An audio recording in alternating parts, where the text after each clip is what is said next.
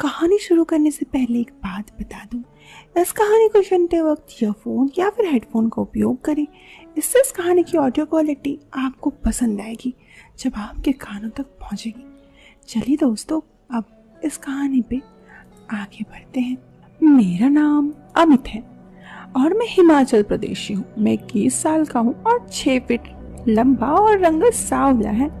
मैं चंडीगढ़ में रहकर अपनी पढ़ाई करता हूँ। देखने में और पढ़ने में बिल्कुल ओके हूँ और स्पोर्ट्स में भी काफ़ी रुचि रखता हूँ। जैसे कि आप लोगों को पता होगा, चंडीगढ़ में गर्मियों की छुट्टी मई और जून के 2 महीने में होती है। मैं छुट्टी मनाने के लिए शिमला के पास अपना गांव आ गया।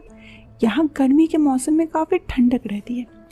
गांव में मेरे परिवार में मेरे अलावे माताश्री, पिताश्री, मेरी दीदी और हमारे पड़ोस में मेरे पापा के 2 कज़न भाई रहते हैं, जिनका हमारे परिवार से बहुत ही प्यारा नाता है।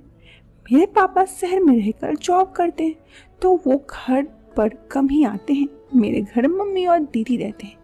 एक दिन मेरी मम्मी और दीदी पापा के पास कुछ काम से 4-5 दिन के लिए शहर जाना पड़ा, इसलिए उन्होंने मेरी छोटी ताई से मेरे ध्यान रखने और खाने के लिए बोल दिया। मेरे दोनों ताया के घर साथ है, लेकिन बड़े वाला ताया का परिवार शहर रहता है। उनका एक बेटा है जिसकी शादी हो गई है। उसकी पत्नी का नाम कंचन। कंचन भाभी गांव वाले घर में किसी काम से आई थी। वो मेरी छोटी ताई के पास रुकी थी। मेरे ताऊ सरकारी नौकरी में है, तो आजकल उनका तबादला दूसरे गांव में हो गया है। वो भी घर पर ही कभी कदार आते हैं। उनके 2 बेटे हैं जो शहर पे रहते हैं। एक जॉब करता है, दूसरा भी कोचिंग कर रहा है। इस तरह वो दोनों भी घर पर नहीं रहते। मेरी ताई का नाम अंकिता। वो आजकल घर पर अकेली ही रहती है। अंकिता ताई की उम्र यही कुछ 45 साल, लेकिन वो बहुत ही खूबसूरत है। उनका रंग गोरा और उनको देखकर कोई भी कह सकता है कि वो भी वही 30-35 की लगती है।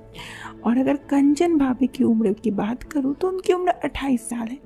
वो शहर में ताऊ और ताई के साथ रहते हैं, लेकिन जैसे मैंने बताया, वो आजकल किसी गांव से गांव आई है और अंकिता ताई के पास रहती है। कंचन भाभी देखने में किसी हीरोइन से कम नहीं है। भाभी के पति यानी मेरे भाई टूरिस्ट गाइड के काम करते हैं, तो घर पर कम ही रहते हैं।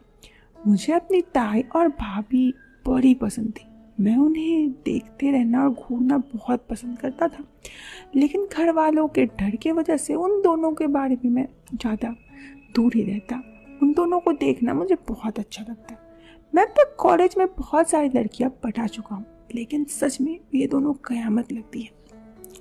अब उस दिन का बात मैं आप लोगों के सामने जिक्र करना चाहूँगा। वो बरसात की शुरुआती दिन के थे। हम 3 प्राणी ही घर पर थे। गाँव में सर्दी पड़ना शुरू हो गई थी। उस दिन रात के 8 बज रहे थे, तो ताई और भाभी ने खाना बनाया और मुझे भी खाने के लिए बुलाया। हम सभी खाना खा ही रहे थे और अचानक से तेज बारिश होने लगी और तूफान आ गई। तेज हवा चलने के कारण लाइट भी चली गई। तूफान इतना तेज था कि बारिश भी के समय के हिसाब से कुछ ज़्यादा ही हो रही थी। बहुत तेज हवा चल रही थी। बिजली भी तेज आवाज़ से कड़क रही थी। इससे तो मुझे बहुत डर लग रहा था। वो भी दोनों बहुत डरी थी, इसलिए मुझे ही उनके सामने हिम्मत रखनी पड़ी। हम लोग हिम्मत करके नीचे एक कमरे तक पहुंच गए। मेरी भाभी के साथ ताई के घर में था, तो वो किचन के नज़दीक एक ही कमरा था। उनका सिर्फ चादर बिछी थी और छोटा छोटा सामान था। उस कमरे तक पहुंचते पहुंचते हम लोग पूरी तरह से भीग गए और ठंडी हवा बहुत तेज चल रही थी। हम सब नीचे वाले कमरे तक जाने की कोशिश करने लगे, लेकिन बहुत तेज हवा बारिश की वजह से हम नीचे नहीं जा पा रहे थे। इसी बीच बहुत तेज बिजली चमकी और ऐसा लगा आसपास कहीं बिजली गिरी है। इस वजह से हम तीनों उस कमरे में ही रुक जाना ठीक समझे। बहुत ही ज़्यादा डर लग रही थी और ठंड तो इतना। तेज हवा और बारिश ने मौसम ठंडा हो गया। भीग जाने पर कपड़े गीले हो गए। इससे हम तीनों ठंड लगने लगे और हम उस कमरे में ओढ़ने के लिए केवल एक चादर थी।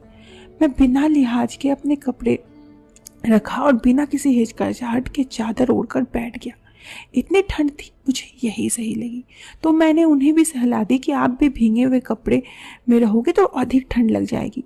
गीले कपड़े हटाकर चादर में आ जाओ। वो दोनों थोड़ी सोचने लगी और बाद में मान गई, क्योंकि यही सही था। लेकिन पहले भाभी और फिर ताऊ आकर बैठी। मुझे काफी एक्साइटमेंट हो रहा था।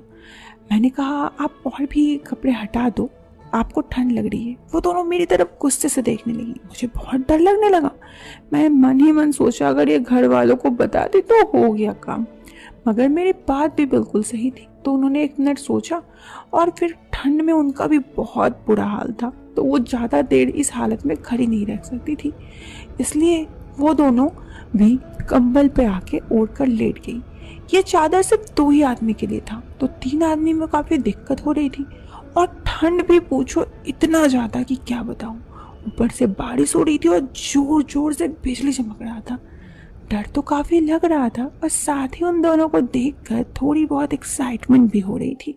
फिर रात जैसे जैसे बढ़ने लगी, ठंड और भी ज़्यादा बढ़ने लगा। हम तीनों का बहुत बुरा हाल था। शायद ताई और भाभी को भी ठंड लग रही थी। इधर तूफान कम ही नहीं हो रहा था। खैर, मैं बहुत ज़्यादा सोच विचार कर मैंने कहा, एक काम करते हैं, हम लोग नीचे चलते हैं। अगर नीचे एक बार भीग के हम पहुंच भी गए, लेकिन फिर वहाँ पे अच्छे से कंबल ओढ़ के हम सो सकते हैं। हम लोग नीचे जाने लगे, लेकिन तभी जोर से बिजली कड़की। भाभी बहुत ज़्यादा डर गई। मैंने उन्हें संभाला। उन्हें उस हालत में देखकर थोड़ा मुझे अलग भी लग रहा था, लेकिन मैं उस वक्त उन्हें संभाला और कहा कि ठीक है, एक काम कीजिए, आप चलिए, मैं आपके साथ चलता हूँ। आपके पीछे पीछे मैं चलता हूँ।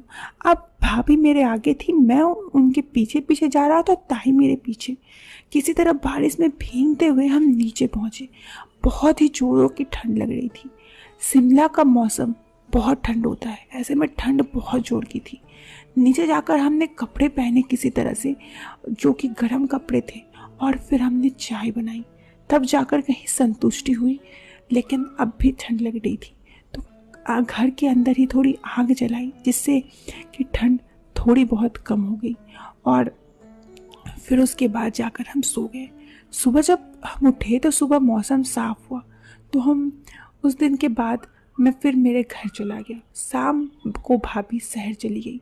उस दिन के बाद की बात है, मैं अक्सर घर जाता तो हमेशा उस दिन की याद आती कि क्या ठंड की माहौल थी, और उस ठंड के माहौल में कैसे डर डर के हम छत से नीचे आए थे, छत वाले कमरे से, और डर से कितनी मुसीबत हुई थी। बस यही थी कहानी दोस्तों। अगर आप भी शिमला के शहर में रहते हो तो गांव में, तो आपको पता ही होगा कि कितनी ठंड पड़ती है और मौसम कब ठंडा हो जाए। खैर, आपको ये कहानी कैसी लगी हमें ज़रूर बताएं। कहानी के पसंद आने पर आप इस वीडियो को लाइक कर सकते हैं। चैनल पर पहली बार आए हैं तो सब्सक्राइब करें।